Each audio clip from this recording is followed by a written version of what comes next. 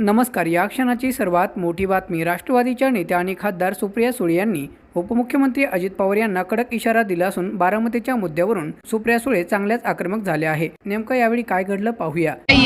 प्रत्येकाला बोलायचा अधिकार आहे, उसकी जो मर्जी. काल देवेंद्र फडणवीस इंदापुरात होते. ते असं म्हणाले की कधी नरेंद्र मोदींमुळे एक जगात आपली चांगली प्रतिमा निर्माण झालेली आहे आणि मोदींना लढवण्यासाठी जे आहे ते आपल्याला जिंकवण्यासाठी लढायचं आहे. दुसरीकडे सांगितलं आहे ही लढाई जी आहे ती अजित पवार विरुद्ध शरद पवार नाही सुनेत्रा पवार. पण याकडे कसं बघतात? एकीकडे दिल्लीच्या ह्याच्यावरती राहुल गांधी विरुद्ध नरेंद्र मोदी अशी लढाई करण्याचा भाजपचा प्रयत्न असं वाटतं का? मला नाही माहिती, मी नाही एवढा विचार करत. माझ्या लोकसभा मतदारसंघात आता दुष्काळ. मी सातत्याने गेले 3 महिने सगळ्यांना सांगते की पाण्याचा प्रश्न बारामती लोकसभा मतदारसंघात गंभीर होतोय. सरकारची नैतिक जबाबदारी आहे. सरकार काय उपकार करत नाही आहे कोणावर. सरकारनी पाणी हे दिलंच पाहिजे, ही सरकारची नैतिक जबाबदारी आहे. टँकर सुरू झालेच पाहिजेत, ते सरकारनी केले पाहिजेत. छावण्या सरकारनी केल्या पाहिजेत आणि हे नियोजनबद्ध पाणी सोडणं, कॅनॉलना पाणी सोडणं, त्या छावण्या काढणं आणि पिण्याचं पाणी पोचवणं हे सरकारची जबाबदारी आहे, कुठल्या प्रायव्हेट एजन्सीची नाही.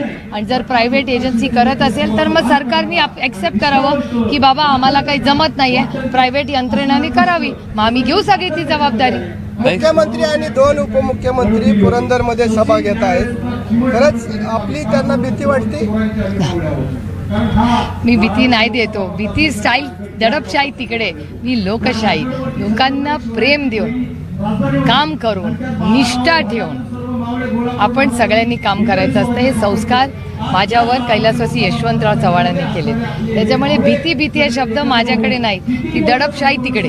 ताई, शेवटचा प्रश्न. सांगलीच्या जागेचा प्रश्न सातत्यानं काँग्रेस आहे ते आम्हीच लढणार म्हणताय. दुसरीकडे शिवसेनेचा उमेदवार जाहीर केलाय. पवार साहेबांनी देखील एक अशी बातमी येते की पवार साहेबांनी थेट उद्धव ठाकरेंनी उमेदवार जाहीर नव्हता करायला पाहिजे असं म्हणणं आहे. काय बघताय? हे बघा, 47 सीट क्लिअर झालेल्या आहेत. 1 सीट अशा कुठल्याही आघाडीमध्ये अशा गोष्टी होतात. काश्मीर टू कन्याकुमारी एवढ्या आघाड्या झाल्यात, एखाद्या सीटवर अशा गोष्टी होतात. आणि आमच्या बाजूनी लोकशाही आहे आणि आमच्या सगळ्या लोकशाही पद्धतीमध्ये आमचे कॅन्डिडेट आम्ही ठरवतो. आमचे कॅन्डिडेट मोठा पक्ष नाही ठरवत. त्याच्यामुळे अशा त्या गोष्टी लोकशाहीमध्ये एखाद्या सीटमध्ये होणं त्याच्यात गैर काय? उलट तुम्ही म्हणलं पाहिजे की चांगले लोकशाही पद्धतीने सगळं चांगलं. पण यातून खतखत जी आहे ती समोर येत नाही. खतखत काय? अरे लोकशाहीमध्ये काय बोलायचंच नाही का कोणी? सगळ्यांनी आजी करायचं, ते तिकडे, इकडे नाही. प्रवीण माने उद्या महायुती सोबत असल्याचं देवेंद्र फडणवीस यांनी काल सांगितलं होतं. उद्या प्रवीण माने इंदापूरमध्ये पत्रकार परिषद घेऊन आपली भूमिका स्पष्ट करणार आहे. बघूया ना, मग त्यांना भूमिका स्पष्ट करू दे. मग मी हा बूम कुणाचा आहे? हा माईक.